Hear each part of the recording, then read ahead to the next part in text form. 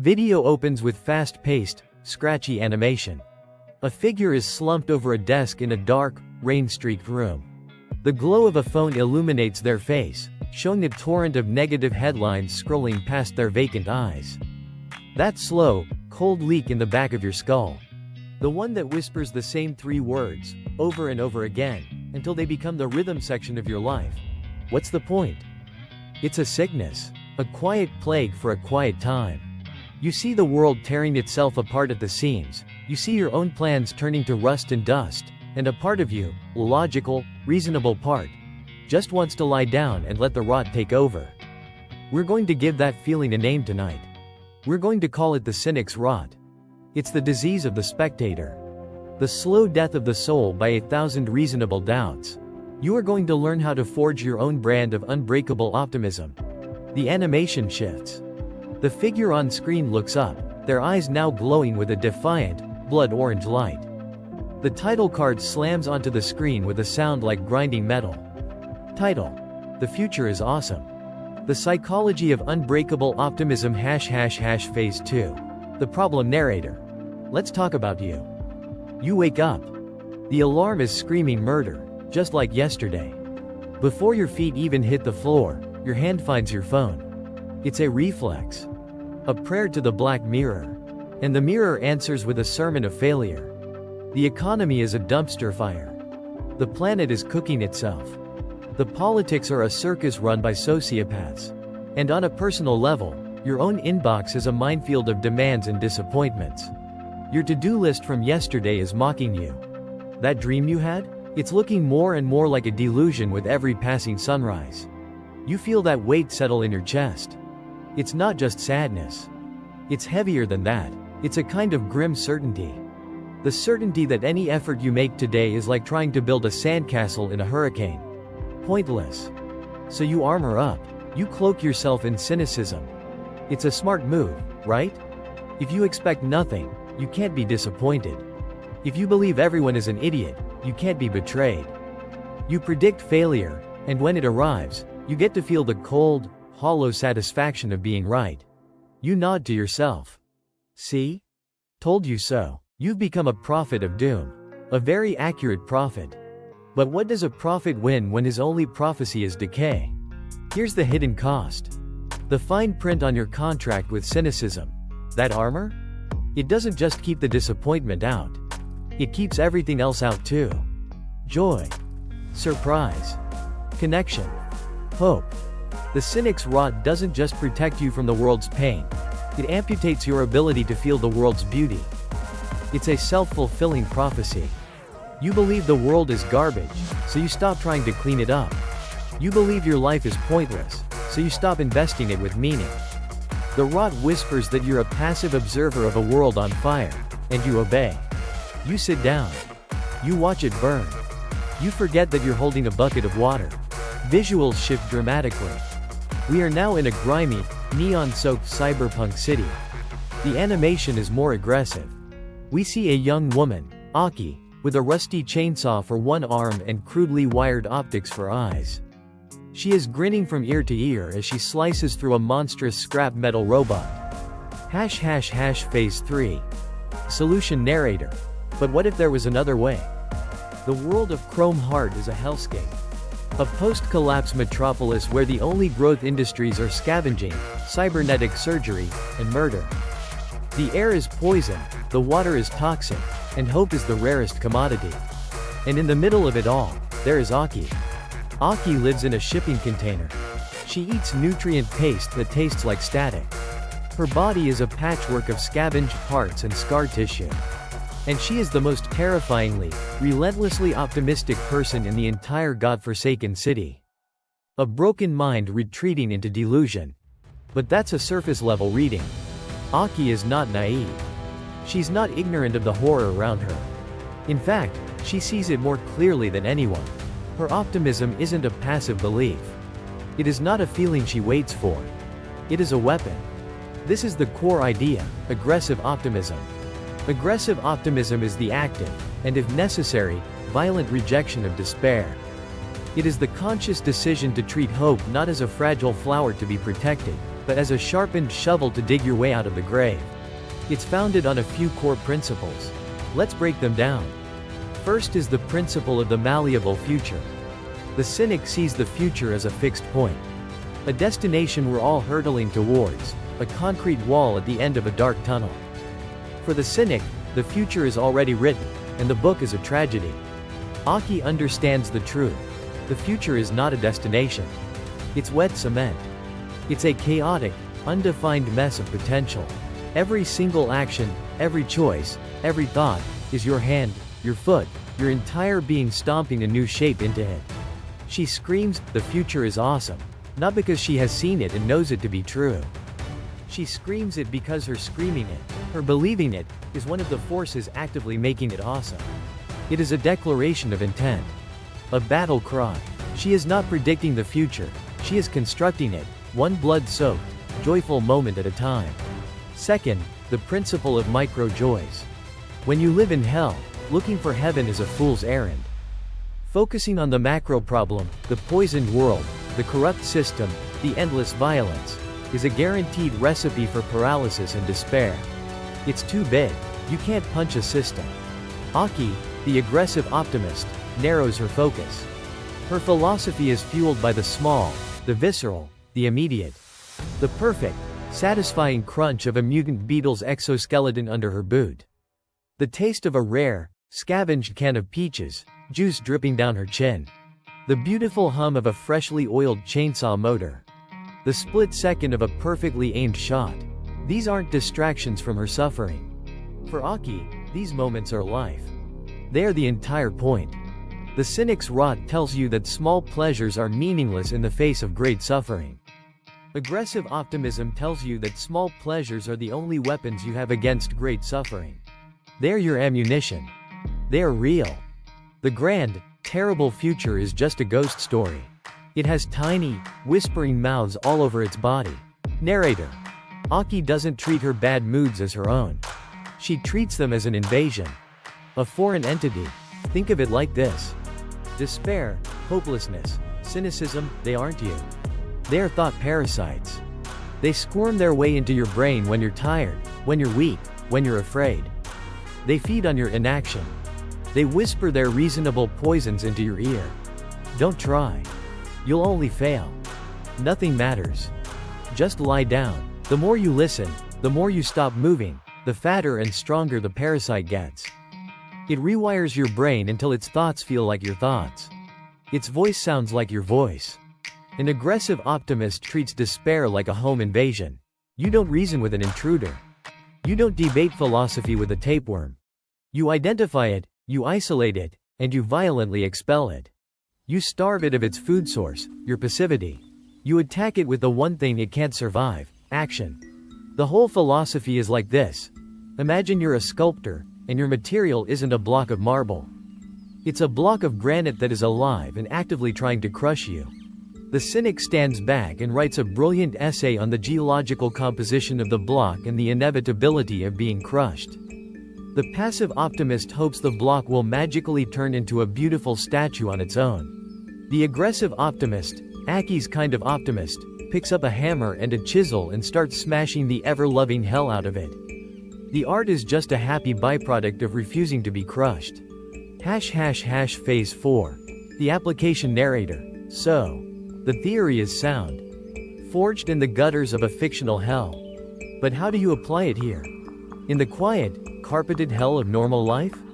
You can't solve your problems with a chainsaw arm. Or can you?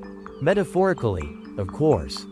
Here is your new toolkit. Your psychological hardware. This is Forging Your Chrome Heart, a 4-step guide to aggressive optimism. Step 1. Conduct a despair autopsy. The parasite thrives in the vague.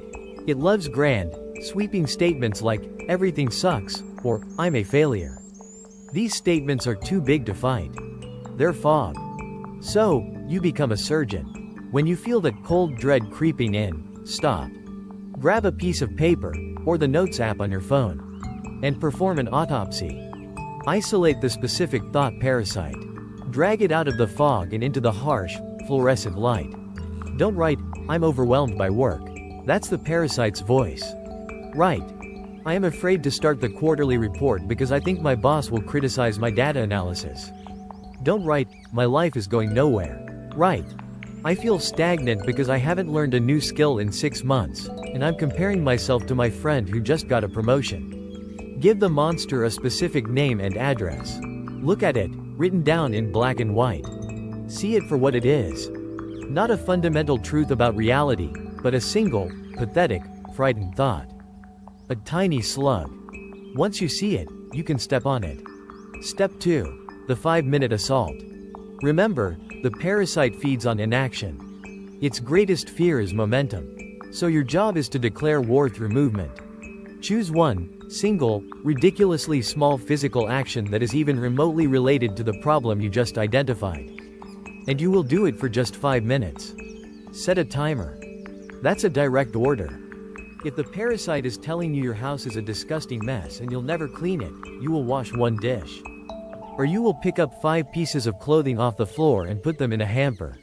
If the parasite is telling you you'll never finish your novel, you will open the document and write 1 sentence. Even if that sentence is, I hate writing this stupid sentence. If the parasite is telling you you're unhealthy and weak, you will get on the floor and do a single push-up. Or just stand up and stretch for 5 minutes. The point is not to solve the problem. The point is to prove the parasite wrong about its core assertion, that you are helpless. It is a 5-minute assault on the forces of entropy. Step 3. Catalog your microjoys. This is your ammunition dump. Your brain has a negativity bias. It's wired to look for threats. Your job is to manually, consciously, rewire it. Every night, before you go to bed, you are to log 3 microjoys from your day. And they have to be specific. Concrete. Physical. I'm grateful for my health, is useless spiritual bypass. It's fog. The first sip of coffee this morning was hot and strong and made my brain turn on. That is ammunition. My dog put his head on my lap while I was watching TV. That's a micro-joy. I hit 3 green lights in a row on the way to work. That's a victory. The stranger I held the door for gave me a genuine smile. That's proof that the world isn't entirely made of monsters. You are building an arsenal of evidence. You are training your senses to find the good. When the parasite comes whispering that the world is nothing but pain and suffering, you can open your logbook and show it the hard data. You can prove it's a liar. Step 4. Redefine awesome. This is the final piece of the puzzle. The reason Aki can scream, "The future is awesome," is because her definition of awesome is not the same as yours. Our culture has sold you a bill of goods. It has told you that awesome is a perfect, frictionless life. A 6-figure job, a perfect body, a beautiful spouse, and a life free from pain and struggle. This is a trap. It is a definition of awesome so unattainable that its only purpose is to make you feel like a failure. You must reject it. You must reclaim the word. Awesome isn't the destination. Awesome is the struggle. Awesome is the feeling of your lungs burning as you run up a hill. Awesome is the exhaustion in your muscles after a hard day's work. Awesome is the taste of cheap ramen when you haven't eaten all day. Awesome is the scar you got from that stupid mistake, because it proves you tried something. Awesome is the simple, brutal, biological fact that you are still here. Still breathing. Still in the fight. Lower the bar for what constitutes a victory until you are winning all day long. Redefine awesome as the process, not the prize. When you do that, the future can't help but be awesome, because you are in it, and you are fighting. Phase 5. The proof narrator. Does this actually work? Or is it just a nice story we tell ourselves in the dark? In the final arc of Chrome Heart, Aki confronts the ultimate villain. A creature called Lord Despair, a psychic entity that has consumed the city's ruling class. Its power isn't physical. Its power is to reach into your mind and show you the future. And it only shows you one version, the one where you fail. It shows you your inevitable, pathetic, and meaningless death. Every other hero who faces it is paralyzed. They see their efforts turning to ash, their struggles ending in nothing. They see the truth of their own futility, and they collapse. They give up.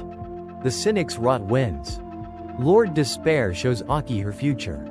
He shows her being ripped apart by machines, forgotten in the gutter, her dreams dissolving into the acid rain. He waits for her to break. And Aki just laughs. It's a full-throated, genuine laugh. And she says the line that defines her entire philosophy. That's a neat story about the end. But you can't show me my next 5 minutes. She then pulls out a perfectly scavenged plasma grenade, a micro-joy she'd been saving, and shoves it down the monster's throat. She wins, not by having a better future, but by being so utterly, aggressively focused on the present that the future becomes irrelevant. Her philosophy is her shield. Her optimism is her weapon.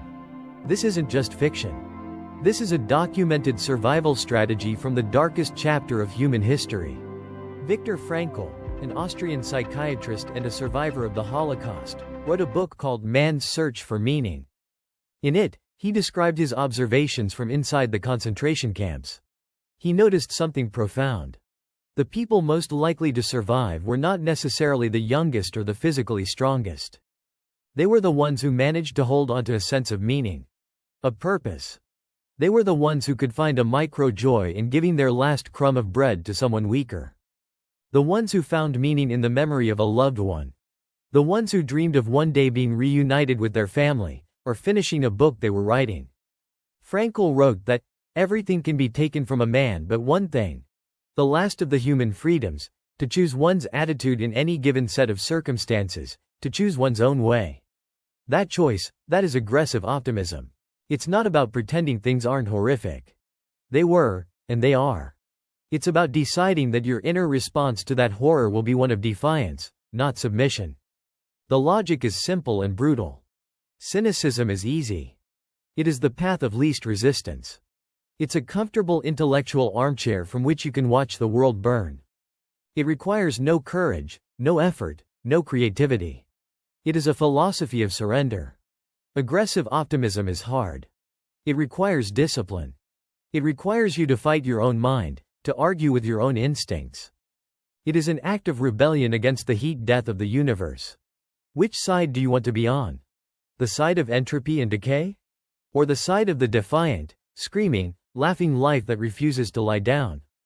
The music softens, but the beat remains. The visuals return to the figure at the desk. They are now standing, looking out the window at the rain-streaked city. There is a small, determined smile on their face. The blood-orange light in their eyes is steady. Phase 6. The call to action narrator. The cynic's rot doesn't just make us sad. It gives us a cheap and easy way to feel smart. A sense of superiority. It's a shield we use to protect our fragile egos from the terror of trying and failing. So let's start the surgery right now. I have a question for you. What is one cynical belief you hold onto, that secretly, deep down, is just protecting you from the fear of being disappointed? Drag that parasite into the light.